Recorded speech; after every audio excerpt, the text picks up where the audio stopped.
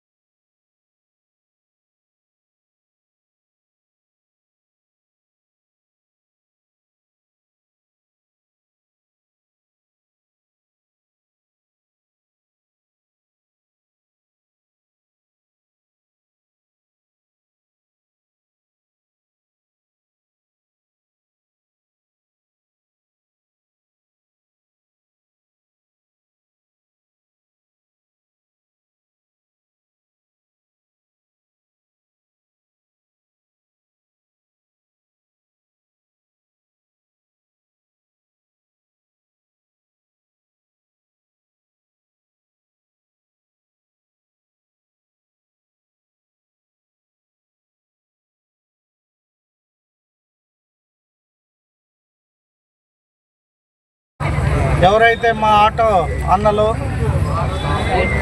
ఇబ్బందికరంగా free bus మహిళలకు ఇచ్చినప్పటి నుండి మాకంతా ఆటో వాళ్ళకి చాలా ఇబ్బందులు అవుతుందని తెలిసిన తక్షణం మా ప్రియతమ ముఖ్యమంత్రి 1 సంవత్సరానికి 15,000 రూపాయలు ఆటో నేస్తము అనే ఈ కార్యక్రమానికి 15,000 రూపాయలు ఇవ్వడం జరిగింది.